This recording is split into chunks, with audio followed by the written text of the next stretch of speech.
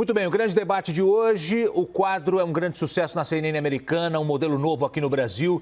Nós temos como objetivo apresentar temas relevantes, com visões diferentes sobre o mesmo assunto, tudo para você construir a sua opinião e a sua forma de pensar. Participam comigo a economista Renata Barreto e o advogado Tiago Anastácio. Obrigado pela presença, bom dia para vocês. A OMS decretou há mais de um mês a pandemia.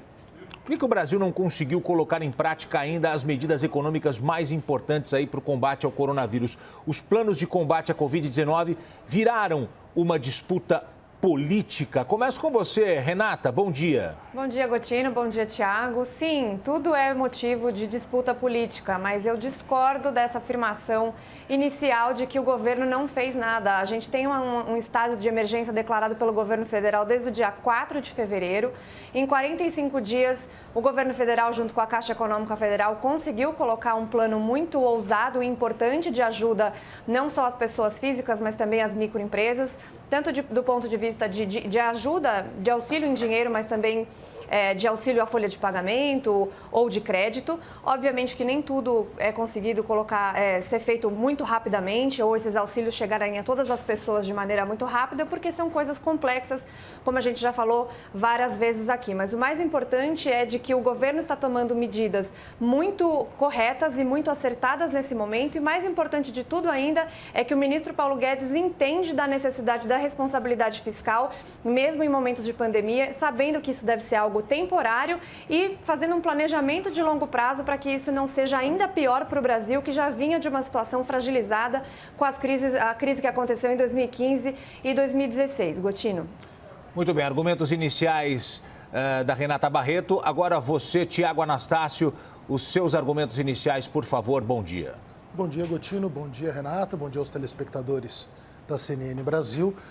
Me parece bastante claro que o governo federal tem tentado fazer algumas coisas, mas entra em choque com as suas próprias ideias e, fundamentalmente, com as suas próprias ideologias. O ministro Paulo Guedes, que a Renata colocou como uma figura econômica relevante, obviamente, é o ministro da Fazenda, ele tem tentado agora, nesse momento, fazer algo e encontra uma barreira política fundamentalmente no Congresso Nacional. Até porque é muito difícil para esses novos governantes que não estiveram dentro de governos e suas histórias, não passaram pelos municípios, pelos estados e agora, estando diretamente na União, não conseguem compreender que existe necessariamente não apenas um jogo político, mas em regra, um jogo constitucional das coisas. Qual é esse jogo? Por exemplo, o artigo 70 da Constituição Federal, que vai estabelecer que é do Congresso Nacional ou das casas legislativas em estados e municípios também,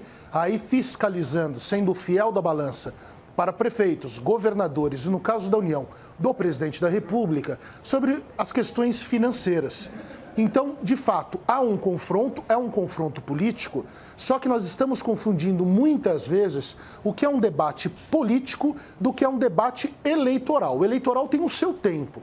O debate político, os entraves, os combates são fundamentais para que haja a questão dos pesos e contrapesos. Minha posição não é favorável ao Guedes, não é favorável ao Maia, ao Alcolumbre, não é nada disso. Nós temos uma sistemática que precisa ser respeitada. Então, em razão dessa novidade para essas figuras que pensam como pensam e pensam de forma legítima, pensam com a anuência do povo, foram 57 milhões de votos que o presidente Jair Bolsonaro teve nas últimas eleições, nós temos apenas esse entrave, que é a questão do acostumar-se com o jogo da política. Não estou falando da politicagem, que é a coisa ruim, mas da política, que é a regra em todos os países do mundo. Renata? Então, eu acho que é importante mensurar aqui e pontuar que a questão do Paulo Guedes, se a gente é a favor do Paulo Guedes ou do ministro Maia, eu sou a favor do ministro, não, do presidente da Câmara Maia, eu sou a favor do Brasil. E muito importante de pontuar nesse momento é que o ministro Paulo Guedes tem feito esforços muito contundentes em relação às prioridades que o Brasil tem em momentos de crise e muito antes da crise. Então, algo que eu gosto de falar sempre é em relação ao que ele fez no ano passado com a aprovação da Previdência, da reforma da Previdência, transparência. Obviamente que o Congresso tem a sua participação nisso, com a aprovação, mas foi um planejamento muito rápido e contundente do ministro Paulo Guedes que a gente tem hoje uma situação um pouquinho mais confortável para até conseguir ajudar essas pessoas que precisam, as pessoas mais vulneráveis principalmente, as empresas, as microempresas. Se a gente não tivesse feito a reforma da Previdência no ano passado, se a gente não tivesse começado a dar passos um pouquinho mais no sentido do ajuste fiscal, da responsabilidade, nós não conseguiríamos fazer esses pequenos passos agora, embora que sejam grandes, mas pequenos, perto do que o Brasil poderia fazer se a gente não tivesse passado por uma crise tão grande em 2015 e 2016 e tivesse com um endividamento muito alto. Então, hoje a gente tem uma taxa de juros muito mais baixa e isso é fruto também da redução de risco que o país teve nesse último 1 ano e meio, basicamente. Então, eu vejo bastante óbvio que os governadores, os ministros, o presidente da Câmara, o presidente do Senado, todos eles tentam puxar a sardinha um pouco para o seu lado. Isso é natural, mas acontece muita politicagem, que foi o que o Thiago falou agora, a respeito do que o Brasil precisa, quais são as verdadeiras necessidades do povo brasileiro. E isso fica de lado muitas vezes. A gente discutiu ontem a questão do fundo eleitoral. Ontem o presidente do Senado, Davi Alcolumbre, por exemplo, deu uma declaração dizendo que aquilo não faria diferença nenhuma, os 2 bilhões perto do orçamento da União Federal não faria diferença. E 2 bilhões de reais não fazer diferença em qualquer circunstância é um absurdo, é um descalabro ele falar isso num país pobre que poderia usar esse dinheiro, por exemplo, para respiradores, para máscaras, para EPIs ou para saúde. Da mesma maneira que eu vejo os governadores bastante responsáveis, isso não é de agora não. O fato dos governadores terem sido irresponsáveis durante muito tempo, a gente tem hoje uma situação no Brasil em que a maioria dos estados já estava endividada, já estava com problemas, já não conseguia pagar as próprias folhas de pagamento, a gente viu isso acontecer no Rio de Janeiro, e aí a gente não está preparado para uma crise que é imprevisível. Chegou a crise, chegou um coronavírus que ninguém imaginou que ia acontecer, a gente está vivendo uma crise mundial e a gente chega nessa crise de uma maneira muito mais fragilizada por irresponsabilidade.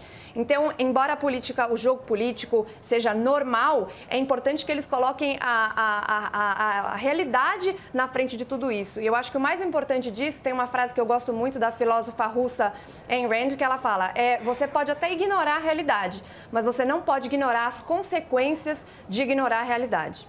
Thiago? Vamos lá. São alguns pontos que são bastante interessantes. Primeiro, a questão do ministro Paulo Guedes da Economia. O ministro Paulo Guedes tem um plano já de país. Havia uma tentativa e há uma tentativa de alteração econômica do país para a linha ideológica do ministro Paulo Guedes. A Renata vai poder falar melhor sobre isso, até mesmo porque versa sobre algo que é muito do apreço de estudos dela, até mesmo de postura pública da Renata, que é a questão do liberalismo. O grande ponto aqui é que nós não estamos falando mais de algo que poderia ser passível de uma boa viagem no mar tranquilo. O problema é que agora o mar é revolto. E o ministro Paulo Guedes, que é um sujeito absolutamente favorável à desestatização das coisas, ao liberalismo clássico, com um menor Estado, com uma menor intervenção de Estado, se encontra no momento em que mostra-se ao redor do mundo a necessidade de mais Estado em pontos setorizados. Então, o ministro Paulo Guedes, que é uma figura de relevância econômica incontestável, concorde-se ou não se concorde com ele, encontra uma situação que reclama algo que vai contra suas posições. E isso é muito interessante, por quê? Porque o ministro Paulo Guedes não está sozinho. Há uma necessidade de colegiado de ministros trabalhando em comunhão. E nós estamos com grandes problemas. Antes de entrarmos no ar, nós ouvimos aqui um economista da Fiocruz afirmando exatamente o que coloquei semana passada, se a memória não me falha, na quarta ou quinta-feira, dos nossos problemas estruturais. Problemas estruturais no quê? Na necessidade que temos sempre de importação de insumos, a nossa quebra tecnológica. Nós não somos um país minimamente envolvido com tecnologia, nós não somos um país que investe em educação, muito pelo contrário. Esse governo retirou o dinheiro das pesquisas. Então, acho, e aí não é uma crítica ao ministro Paulo Guedes, é uma conjunção de fatores, que o ministro Paulo Guedes pode muito bem sim seguir a sua linha. É uma linha que é a linha aprovada pelo povo brasileiro, mas nós estamos aprendendo nesse momento que não é só a linha que deve ser seguida de forma cega. Nós temos necessidades que são fundamentalmente de Estado, que precisam agora e merecem o fomento para o futuro do Brasil. Eu queria só fazer uma correção, Tiago, que é o seguinte, liberais, eles acreditam num Estado menor, intervenções muito pequenas e pontuais, em Estado mínimo. No meu caso, por exemplo, eu sou minarquista, ou seja, eu entendo que o Estado deve atuar em lugares muito fundamentais, como segurança, como educação, de uma maneira enxuta. A gente não precisa ter essa quantidade, essa máquina pública tão grande. Mas a correção que eu queria fazer era a respeito de momentos de pandemia, não pandemia, mas de momentos excepcionais, de crise. Então, o próprio expoente, um dos grandes expoentes da escola austríaca, o Friedrich Hayek, falava que nesses momentos é importante, fundamental que o Estado se coloque na frente, porque obviamente você não vai deixar as pessoas passando fome. Só que como é que a gente se preparou para isso, que é o mais importante? Então, se a gente passa durante tantos anos irresponsabilidades fiscais, problemas de endividamento muito alto, taxa de juros muito alta por causa desse risco, expansão monetária, e tem várias coisas que eu poderia continuar falando aqui que foram feitas de maneira errada nos últimos tempos.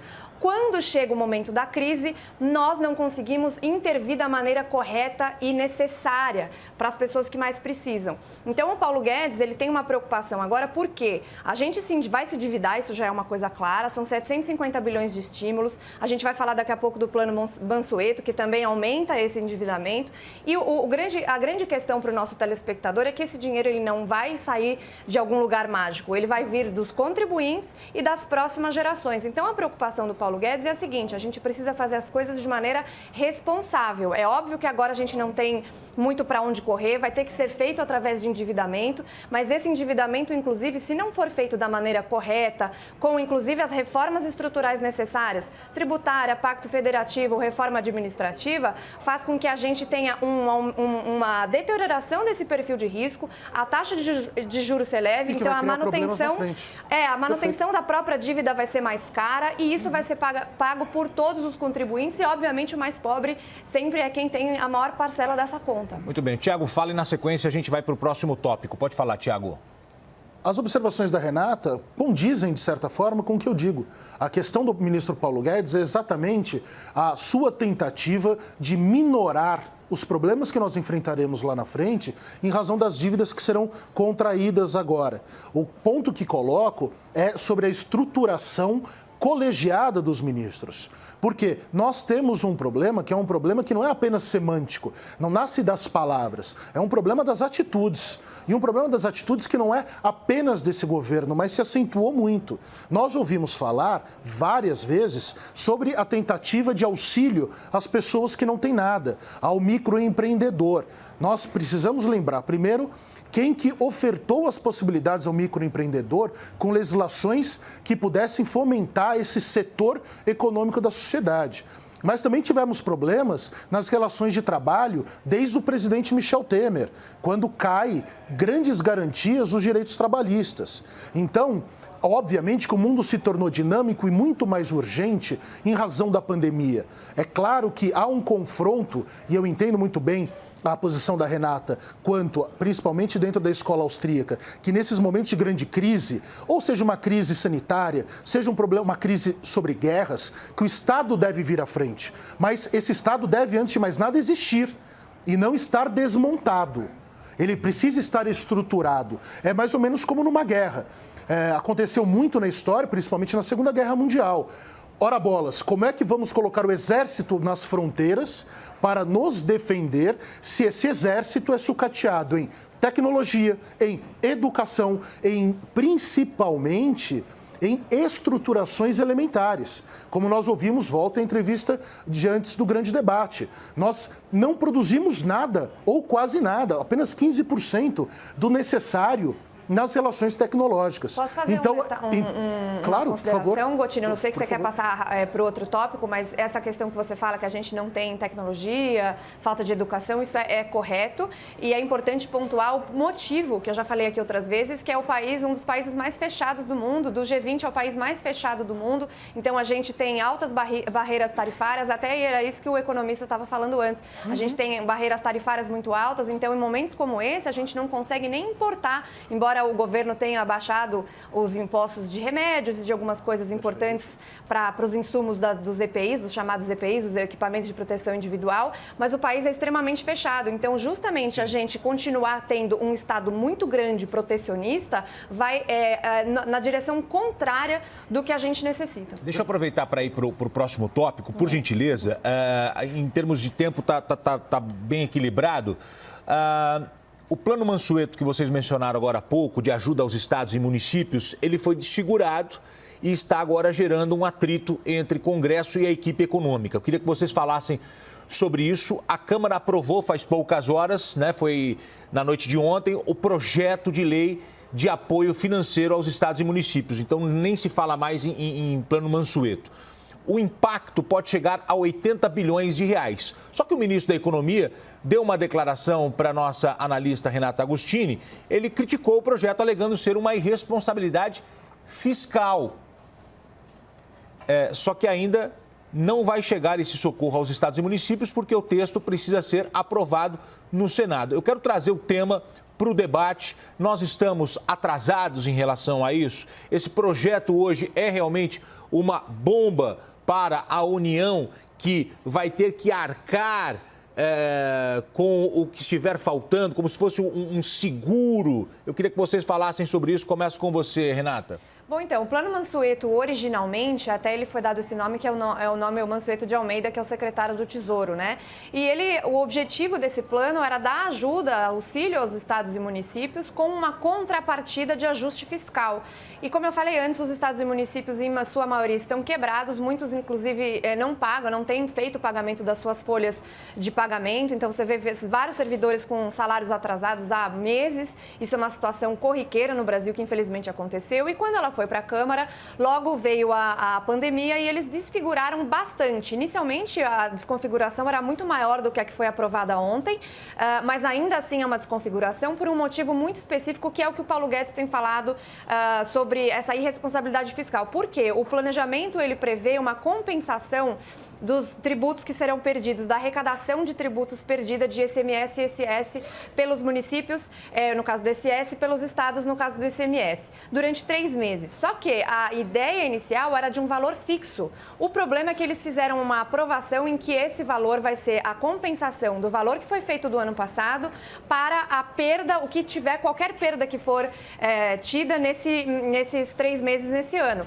Então, isso na realidade é um cheque em branco e também levanta uma outra questão, que é o que eu acabei de falar sobre responsabilidade, que boa parte desses estados está na situação atual por irresponsabilidade crucial com seus gastos. E eles agora não têm necessidade de nenhuma contrapartida nessa redução de gastos. E a gente vê governadores e prefeitos com farra de dinheiro público o tempo todo. Um exemplo que eu dou aqui é um projeto que, felizmente, parece que foi cancelado ou suspenso durante tempo indeterminado aqui na cidade de São Paulo, que era do Bruno Covas com seu secretário de Cultura, 103 milhões de reais para ser usados em projetos culturais. Projetos culturais são importantes? Obviamente que são, mas na ponta da saúde está faltando equipamento de proteção individual, está faltando luva, está faltando respirador, equipamento de tudo.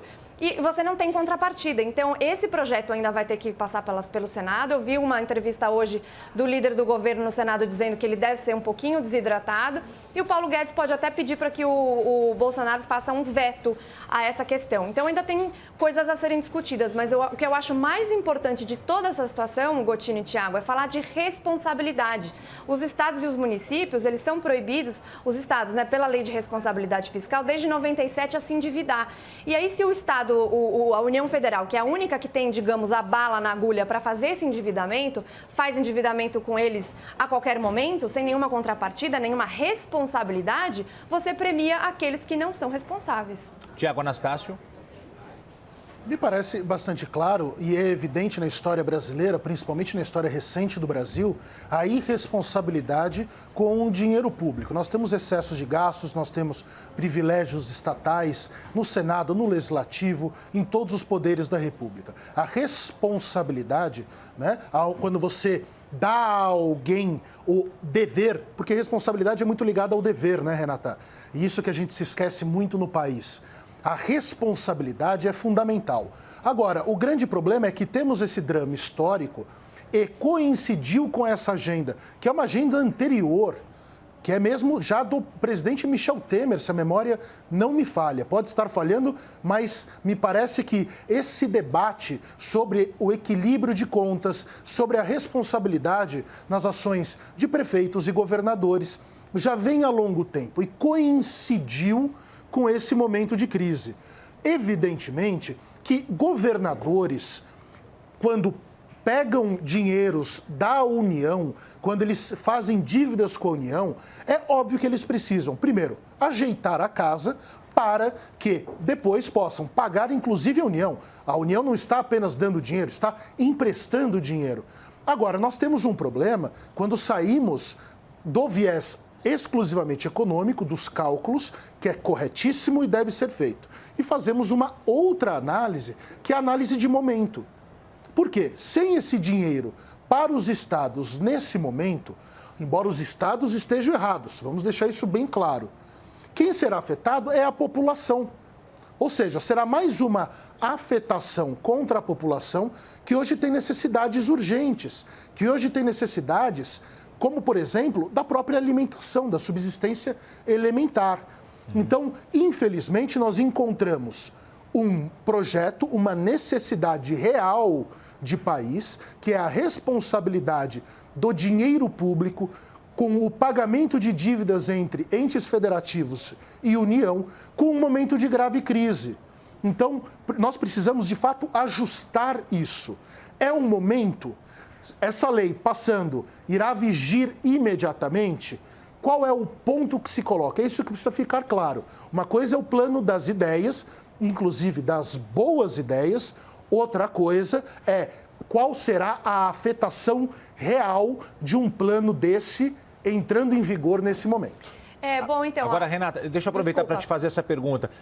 Você acha que o tema ele é complexo por si só ou você vê uma queda de braço, o Legislativo colocando pressão em cima do Executivo mais uma vez? A queda de braço sempre existe, Gotino, sempre existiu. A gente sempre viu pautas-bomba acontecendo o tempo todo. É natural até que essas pessoas, algumas dessas pessoas do Legislativo entendam que é um momento de pressionar mais o governo e utilizem isso de uma maneira política, até para que o governo talvez não se dê bem. A gente viu uma declaração do Paulinho da Força no ano passado, quando a gente estava ainda em discussão da reforma da Previdência, dizendo que se a reforma da Previdência fosse aprovada, o presidente Jair Bolsonaro teria uma força política muito grande para 2022 e que eles não poderiam deixar passar da maneira como acabou passando. Então, eles queriam desidratar a reforma da Previdência, não por não entenderem que ela era importante, mas porque eles não queriam dar força política para o presidente Jair Bolsonaro.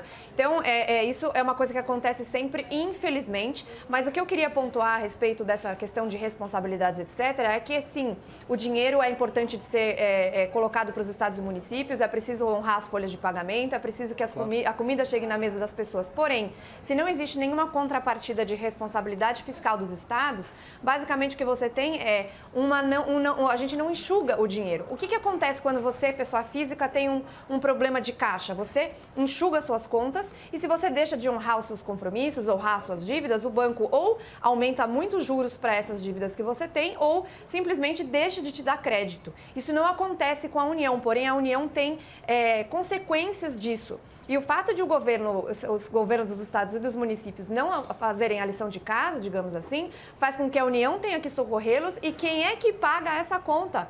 Somos todos os brasileiros pagadores de impostos pagarão essa conta, seja via inflação, seja via aumento de impostos, e várias outras coisas que podem acontecer por conta dessa expansão monetária, Renata, ou essa injeção de liquidez. Posso te fazer uma pergunta? Claro. Mesmo é a questão de esclarecimento, não questão de debate. Você acha que esse é o momento para nós colocarmos os estados contra a parede, porque a realidade é essa, né? Eles precisam de responsabilidade a partir do quê? De punições. Entendo esse ponto.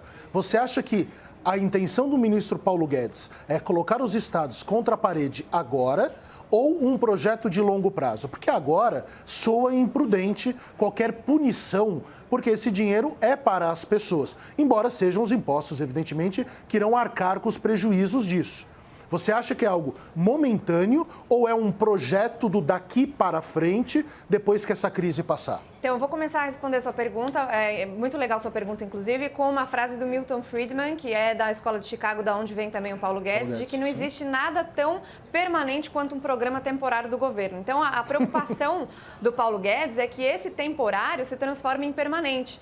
E essa cultura de que os estados e municípios podem fazer dívidas do jeito que quiserem, sem cortar despesas, é bastante complicado. Então, por isso que eu dei até o exemplo da pessoa física, porque a gente, quando tem problemas de caixa, a gente corta na carne. E os estados e os municípios não fazem isso. Então, o grande ponto aqui é o seguinte, é importante o auxílio aos estados e municípios. Isso é ponto pacífico. Agora, eles não têm nenhuma contrapartida com a União de ajuste fiscal. Então, olha, eu vou dar uma olhada em todas as minhas contas aqui e ver onde é que eu posso cortar. Então, a gente não pode mais ter com dinheiro público, com qualquer tipo de projeto, com gente comendo lagosta e vinhos caríssimos ali, ou as verbas de gabinete. Até mesmo a questão que a gente já tinha falado antes sobre o exemplo que os políticos têm que dar no corte dos seus próprios salários. As pessoas estão perdendo emprego agora, as pessoas estão tendo redução de jornada e, consequentemente, de salário. E os políticos não, estão lá garantindo e falando que estão falando em nome da população. Eu não vejo dessa forma, então acho que a preocupação do Paulo Guedes é bastante justa, Renata, Thiago. Deixa eu aproveitar para entrar num outro tema agora, mudando totalmente de assunto, mas também trazendo temas relevantes para vocês debaterem. O debate está ótimo, a gente segue aqui. O diretório do DEM, em Campo Grande, vai parar nas mãos de Luiz Henrique Mandetta. O candidato a prefeito, que estava lá, do partido, alinhado ao presidente, perdeu espaço. Essa notícia está no site da CNN Brasil. E visivelmente mostra a força do ministro da Saúde, que é dessa região. E o partido quer aproveitar agora a popularidade do Luiz Henrique Mandetta para as eleições municipais. Faz parte do jogo ou pensar em política eleitoral agora pode ser um erro? Começo com você, Tiago Anastácio. Não penso apenas que é um erro, Gotino. Me parece uma das coisas mais cruéis e abomináveis, um verdadeiro desrespeito às pessoas que estão morrendo e que irão morrer dessa pandemia. Da mesma forma como eu já critiquei e critico o senhor presidente da República por estar cortando os grandes nomes que podem surgir do espectro da direita nacional. Nesse momento, esses ataques ao ministro Sérgio Moro, que os filhos dele fizeram ontem, inclusive nas redes sociais, as questões, os milindres que ele tem com o governador Caiado, que já rompeu com ele, me parece, mais uma vez, vamos falar aqui do nosso PFL, nosso querido PFL, não é verdade? Que agora mudou seu nome para Democratas. Agem de forma parasitária, absolutamente comum na nossa política, mas estão fazendo politicagem eleitoral, o que é o mais grave nesse momento. Discordo plenamente disso, espero que o ministro Mandetta tenha a dignidade de não cair nessa ideia do jogo partidário. Ele estava indo muito bem, o critiquei ontem, acho totalmente equivocado o que fez na entrevista de domingo à noite e acho que ele não deve ir para esse precipício que, antes de político, é um precipício ético. Ética que tanto falta a tantos, inclusive, já nesse próprio governo. Se eu critiquei quem o fazia antes, se o ministro Mandetta faz agora, ele está errado. É politicagem isso. Não é hora de pensarmos nas eleições de 2022. Nós estamos em 2020. Uma pandemia está aí, com todos os problemas que o governo tem. Se o ministro Mandetta vier a público e for oficial isso, que ele irá se ligar ainda mais para o apoio do seu partido em sua base eleitoral, mesmo nós sabendo que não temos certeza se haverá eleição, é infeliz essa posição. A eleição municipal, você está dizendo, A municipal, né? evidentemente. Perfeito. Porque agora seria a municipal, a estadual, com vereadores e... Prefeitos. Não, estadual não, a municipal. Municipal, com prefeitos e vereadores. Isso. Renata, por favor, você agora. Eu acho que isso que aconteceu, essa acumulação de capital político, está acontecendo já há algum tempo. E a coroação disso foi a entrevista dada à Rede Globo pelo ministro Mandetta, como nós comentamos ontem ainda, né, Tiago? Nós comentamos isso. Ontem, creio que ontem. Eu já estou até perdida de tanta coisa que a gente fala aqui, eu já não lembro que dia que foi. Mas a gente falou sobre isso e a maneira como ele se insubordinou ao presidente, isso não significa que a gente discorde 100% de suas posições em relação ao isolamento, às necessidades de ter mais dados científicos para que a gente faça isso. Isso não é nenhuma posição de julgamento de valor do que ele pode fazer e do que o presidente quer fazer. A gente tinha falado também do comitê de crise que o presidente trouxe a doutora Nise, e naquele momento eu falei que a doutora Nise era uma pessoa bastante técnica e capacitada, que atua na linha de frente há muito tempo, com um currículo bastante invejável, que o ministro Mandetta, apesar de médico e capacitado, era político. E isso tem se tornado cada vez mais evidente para mim, Tiago Igotino, que ele atua como político. De novo, eu não vou fazer julgamento de valor a respeito do que ele pensa, do que é necessário para o Brasil nesse momento, de forma científica, etc. Mas ele está utilizando sim e capitalizando politicamente isso com o seu partido. Eu imagino que ele tenha pretensões políticas ali no estado, ele está cada vez mais próximo do governador do estado de Goiás. Então, tudo isso o Caiado. Então, tudo isso demonstra bastante a politicagem que tem sido feita nos últimos tempos. A própria entrevista que ele deu quando a gente achou que ele ia ser demitido foi nessa linha também. Ele deixou muito claro que o Ministério da Saúde inteiro, ou quase inteiro, sairia se ele saísse. Isso foi o que a gente chamou de truco ontem, né? Do Mandetta no presidente Jair Bolsonaro. E aquela entrevista na Globo, e agora esse aceno ao partido de que ele está ali presente e capacitado para fazer coisas mais políticas para o partido, demonstra bem que, pelo menos, me parece que ele já tem pensado nisso há bastante tempo. Eu não sei, Renata, se isso revela o pensamento já, o motivo, volto ao que falei na terça-feira passada, se o motivo que determinou ele foi a questão da vaidade política e da necessidade político-partidária, que também se impõe a ele. Nós não podemos deixar de entender que é uma ponte, né? Tem dois lados, é uma travessia tortuosa isso daí, mas também como uma figura reativa, porque nós mesmo aqui concordamos que ele também sofreu diversos ataques e até achincalhes públicos. Na semana passada inteira, ele foi ameaçado. Não exclui a crítica que fiz agora há pouco, alguns minutos atrás, sobre o uso eleitoral disso, porque creio que não seja o momento. Mas o ministro Mandetta foi achincalhado na semana passada, foi ameaçado. Não se ameaça o próprio ministro, mas acho que a reação dele foi equivocada no domingo e não vejo, de fato, com bons olhos essa coisa eleitoral nesse momento. Não gosto disso, não posso entrar em hipocrisia, porque falei, inclusive, dando exemplos ao redor do mundo, né? Democratas e republicanos, Inglaterra também, Alemanha também. Não é hora disso. O problema é que nós temos uma presilha ético-moral e também intelectual no Brasil de achar que tudo é eleição. Nós temos esse problema. É tudo um contra o outro. Na época de eleição, é um contra o outro. Depois, com o mandato, é o mandatário para todos. Ele nos serve. E isso que é um problema cultural, que acho que esse grande debate vai ajudando as pessoas a entenderem que não existem inimigos, existem divergências de ideias, não são pessoais. E isso é que pode fomentar e sedimentar a boa ideia de Brasil, que é a boa ideia do diálogo. Eu acho até interessante você ter pontuado a questão da ameaça que ele sofreu, que a gente falou aqui, eu reitero que essa ameaça, até do ponto de vista político, para o presidente Jair Bolsonaro foi ruim, porque muito você ruim. não ameaça, você demite.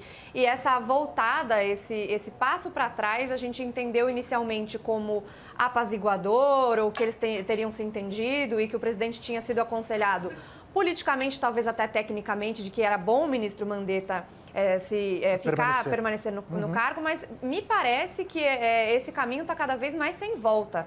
Eu acho que essa guinada mais política do Mandetta tem deixado cada vez mais impossível a relação entre o presidente e o ministro. Não sei quem seria o possível substitutivo, quais seriam as implicações disso nesse momento agora de pandemia, mas eu gosto de dizer que não existe santo nessa história. A gente está falando de duas pessoas aí que tem, no caso do Bolsonaro, um problema sério de comunicação e até de atitude em relação ao ministro, que eu já falei várias vezes aqui que eu não gosto de lavar roupa suja em público, tem que ser falado tudo para o público às claras e de maneira alinhada, que é o mais importante, principalmente agora, mas o ministro também fez acenos e está indo num caminho que eu definitivamente não gosto. E eu já tinha criticado ele antes, quando ele falou da Prevent Senior, eu falei disso aqui várias vezes, e até da forma que ele tratou aparentemente as investidas do presidente de falar sobre coisas importantes como o próprio remédio, a doutora Anise vindo e etc. E aí acabou gerando problemas, porque a doutora Anise veio, o do Mandetta não estava sabendo e ficou esse diz que não me diz. E agora, na minha opinião, parece que isso vai ficar cada vez mais difícil de ser conciliado. E a gente vai falar sobre isso agora. Eu tenho um chamado da nossa repórter Juliana Lopes, porque as atitudes de Mandetta distanciaram os apoiadores que defendiam a permanência dele dentro do governo. Esses apoiadores desembarcaram. Os militares, principalmente, que ajudaram a apagar o incêndio, já não defendem mais. Em Brasília, não se fala mais se Mandetta vai ficar, mas sim até quando vai ficar.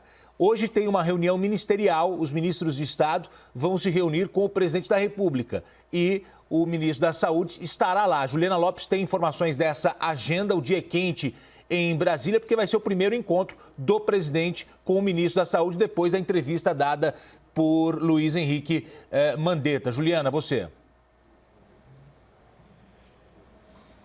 Isso mesmo, Gotino. A gente teve uma confirmação, durante a manhã da agenda do ministro Luiz Henrique Mandetta.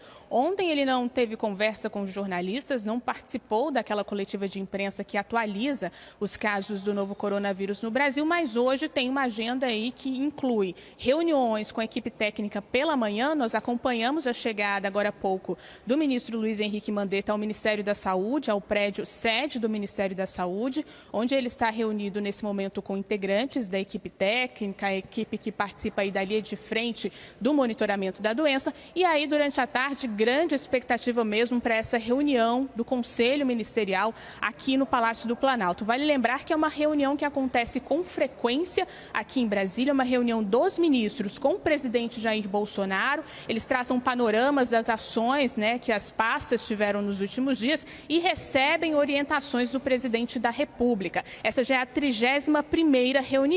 Na última, a gente teve aí um conflito entre o ministro da Saúde e o presidente Jair Bolsonaro, e essa reunião acontece mais uma vez com um clima nada agradável entre os dois. Então, a grande expectativa para essa reunião, só confirmando horário, 2h30 da tarde, aqui no Palácio do Planalto. Voltamos ao estúdio. Obrigado, Juliana. Tiago Anastácio, em Brasília não se fala mais se o Mandetta fica ou não fica, mas a pergunta é até quando ele fica? Me parecia já bastante evidente, Gotino, que desde que os confrontos se iniciaram, o clima azedou, para usar a boa expressão popular. O clima azedou, nós sabemos que quem começou as provocações não foi o ministro Mandetta, que, está errado nessas atitudes das últimas 48 horas, mas vamos lembrar o que aconteceu. O presidente Jair Bolsonaro, ele corre atrás desse remédio milagroso.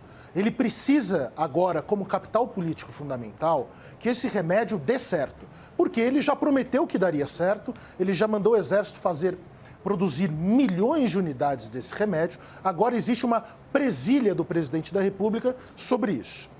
O ministro Mandetta, que é mais técnico, porque é um médico e está abastecido com o seu redor com médicos, está usando o quê? Os protocolos sobre o tema. Não nos cabe aqui falar do remédio nesse momento, mas é importante nós entendermos esse jogo político que tem ocorrido há mais de 2 semanas nos embates presidente da República e ministro da Saúde, retirando o ridículo de haver embate entre o presidente da República e o ministro da Saúde. Isso não deveria ocorrer.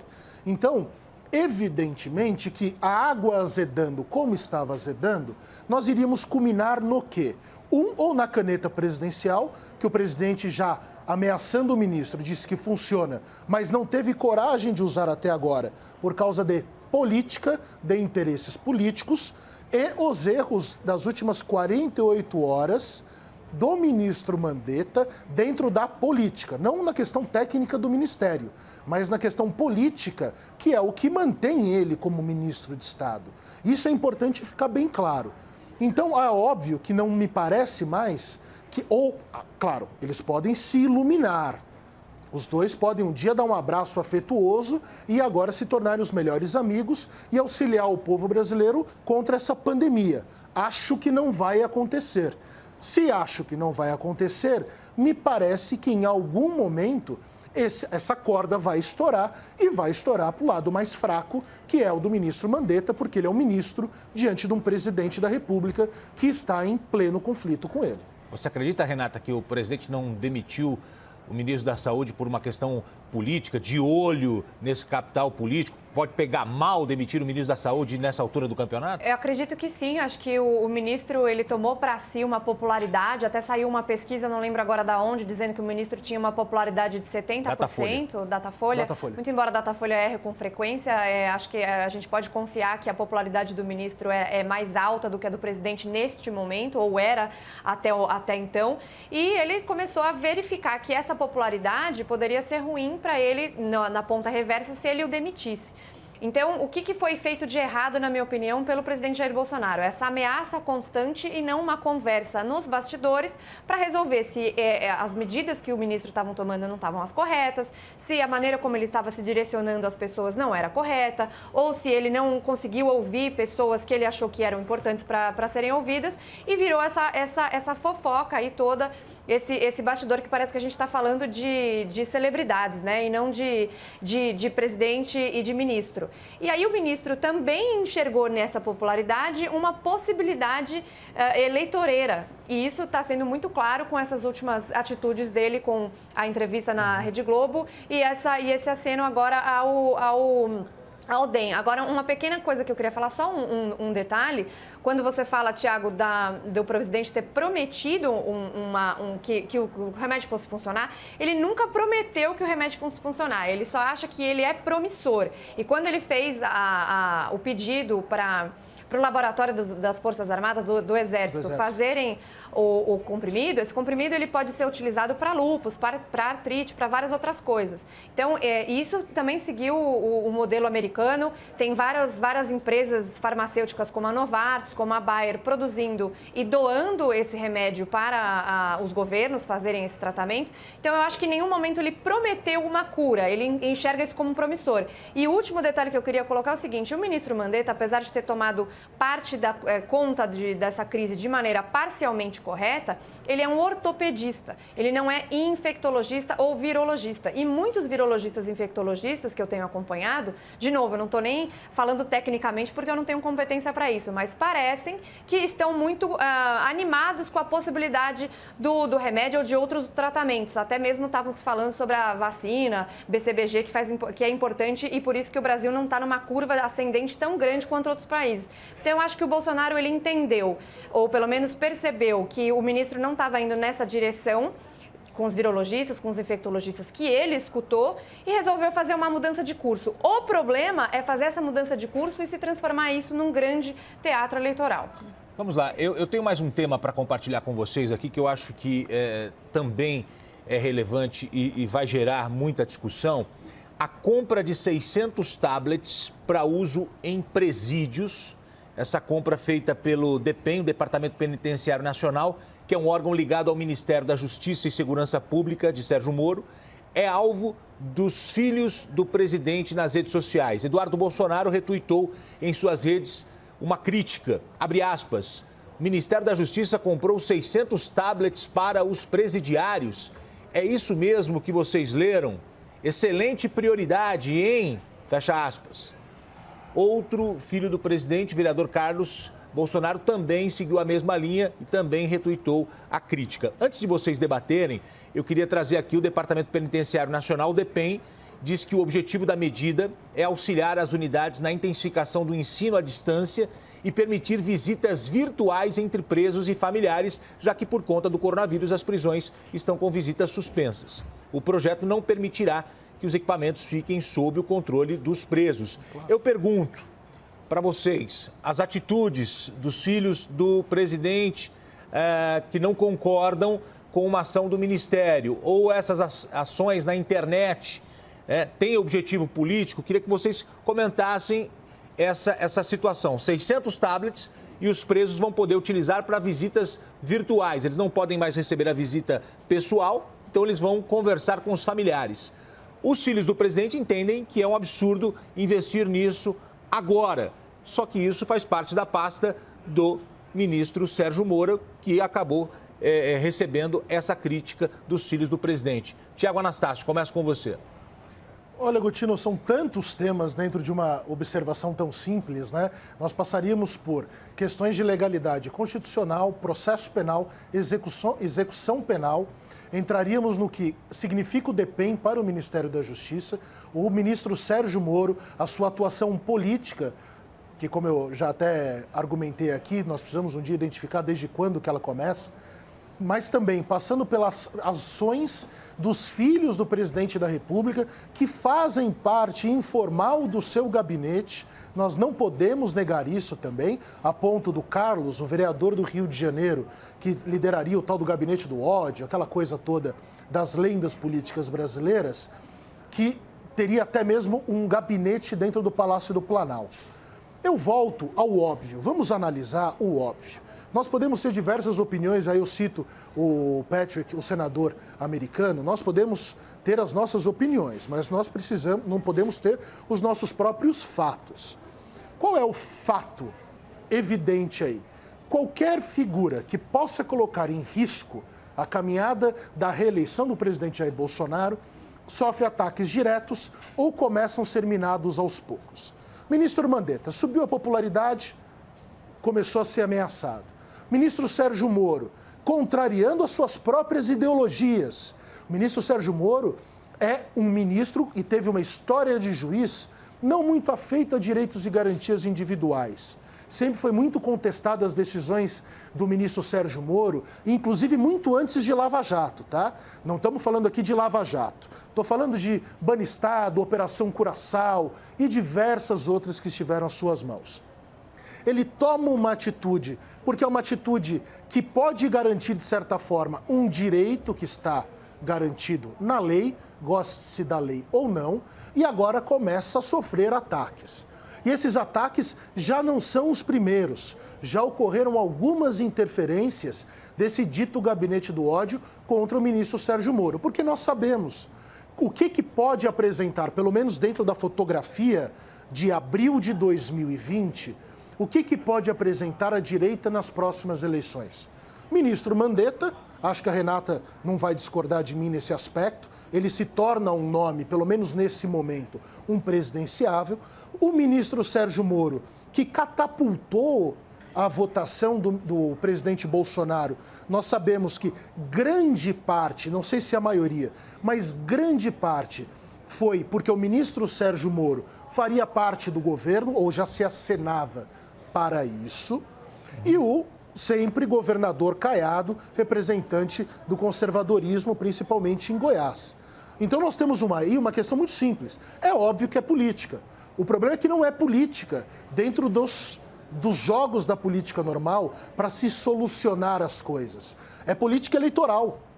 É claro que é. Podemos fazer uma análise mais amena? Sim. Mas a verdadeira e real, o fato real é quem aparece é abatido.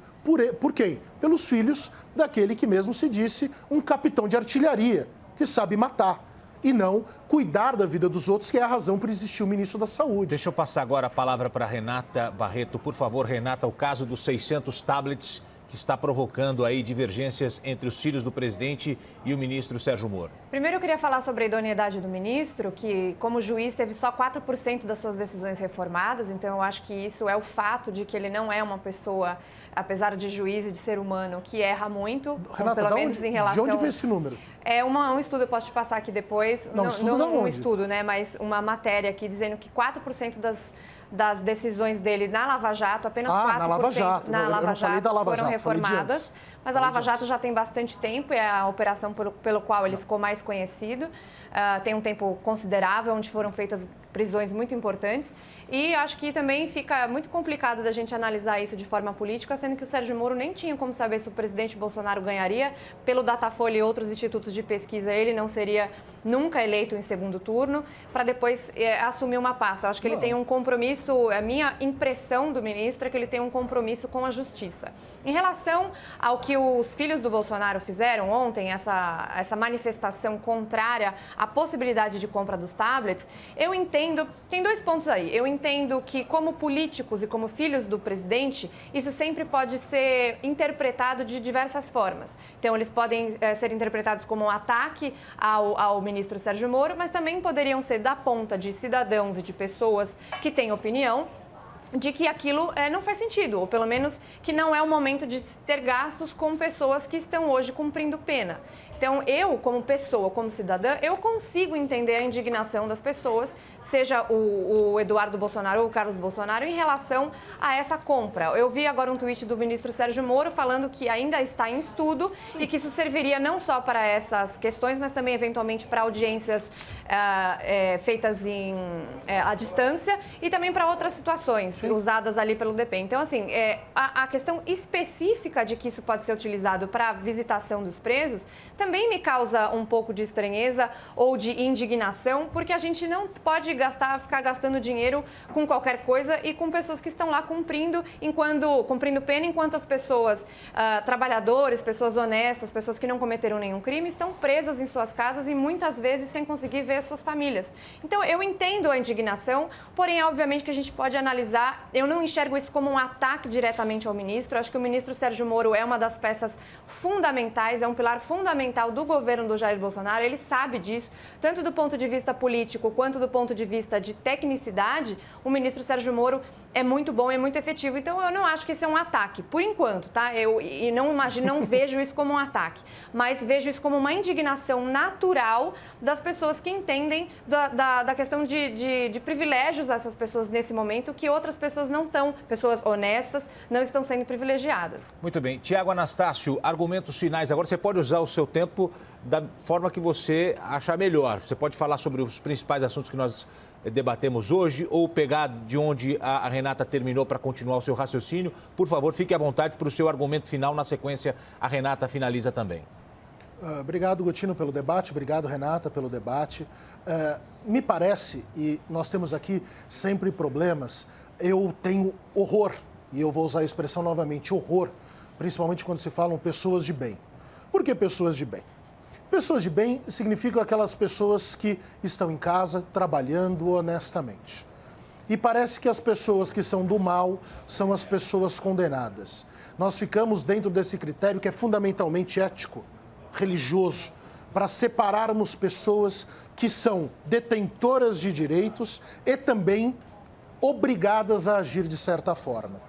É engraçado como a lei deve ser pedida sempre para alguns, mas a lei não para outros.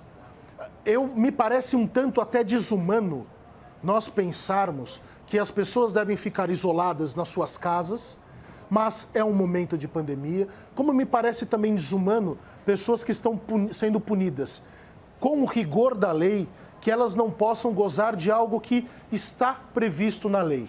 Parece que a lei serve só para alguns, mas esse é um debate muito enfronhado em questões que são praticamente metafísicas. Se nós fôssemos, e percebam o que eu vou falar, pegar, processar e prender todos os brasileiros que já cometeram crimes, eu não sei o que aconteceria com o Brasil. Porque nós temos cifras negras de não descobrimento dos crimes, e a cifra negra é um termo horrível, que é preconceituoso, mas é infelizmente o que se usa ainda formalmente, principalmente por esse governo. Temos essas cifras que nos revelam que mais de 95% dos crimes não são sequer não descobertos na sua autoria, que nós não sabemos que eles foram cometidos. Um exemplo para isso, os crimes contra as mulheres, os crimes sexuais. Vocês já imaginaram se fôssemos punir, porque o crime, ele nasce do quê? do déficit educacional, do déficit cultural. O crime violento, o crime urbano nasce disso. O crime dos dinheiros, o crime financeiro, nasce da ausência de cultura, de um rigor, mesmo empresarial no Brasil. Essa é a análise que a ciência do direito tem sido feita. Tiago? Então nós temos, já termino, Gotino, nós temos um problema muito grave em separarmos, esse é o bandido. Sim, ele pode ser o bandido, mas ele tem direitos. Da mesma forma como, obviamente, o cidadão de bem deve ser privilegiado, o que não significa excluir ele. Essa incapacidade do 01, do 02 e do 03 de entenderem isso, inclusive um deles bem às voltas com a justiça, nós sabemos, de entenderem que todos somos passíveis do direito. Então, eu não gosto dessa discussão porque é uma discussão muito longa. Não pode ser feita com frases lacradoras, Perfeito. não que a Renata tenha utilizado, mas culturalmente nós temos isso. E é um problema que desinforma. Porque, na verdade, nós deveríamos informar sobre isso. Tiago, mas é um tema muito técnico. Obrigado. O seu tempo Obrigado já você, esgotou o tempo do Tiago Anastácio. Obrigado. Eu tenho que ir agora para os argumentos finais da Renata, porque daqui a pouco já vai começar um outro programa, o live aqui na CNN. Renata, você. Bom, e obrigada de novo hoje pelo debate, Tiago e Gotino. Em relação à questão dos presidiários e das pessoas honestas, eu acho que, obviamente, que os direitos das pessoas que trabalham e não cometem crimes devem ser elevados do que as pessoas que cometem crimes. Eu acho até preconceituoso a gente levar em consideração somente a questão socioeconômica ou cultural e educacional para dizer que essas pessoas cometem crimes. As pessoas mais honestas que eu conheço são as pessoas de baixa classe social que tiveram a opção, sim, de ir para o crime, mas preferiram fazer as coisas corretas, trabalhar e passar por todos os problemas que elas passam todos os dias. E é por essas pessoas que eu acredito que os presos terem determinados benefícios, eu entendo a indignação das pessoas quando elas falam sobre isso. Mas eu queria fechar o tema de hoje sobre o meu campo, que é a economia. Então, a gente falou bastante sobre irresponsabilidade, a gente tem aí pela frente problemas seríssimos de ordem fiscal. A ideia do governo é de que seja um déficit esse ano de 500 bilhões, da ordem de 500 bilhões de reais. Isso é muito sério, o endividamento do Brasil deve ir para perto de 100% do PIB até 2030. E a única maneira que a gente tem de melhorar essa trajetória e de melhorar a economia e fazer com que as pessoas tenham mais renda, mais emprego, as empresas vendam mais e a gente tenha uma economia realmente indo para um caminho melhor, é através da liberalização e não de não reformas estruturais, da não austeridade, da não responsabilidade. Justamente a irresponsabilidade fiscal, monetária, ética, que nos levou até o momento presente. Então, a gente não tem a mesma capacidade de ajudar as pessoas mais vulneráveis por causa disso. Isso não pode acontecer de novo e também não pode ser desculpa a pandemia, a crise, para que a gente não faça o que deve ser feito. Então, o meu apelo é que as pessoas entendam isso, entendam bem. Muito bem. Dia. Renata, você tem 1 minuto na casa, o Tiago está te devendo 1 minuto. A gente desconta no próximo debate. Tiago, obrigado mais uma vez. Bom dia para você. Obrigado, Tiago. Obrigado, Renata, mais uma vez. O grande debate foi ótimo.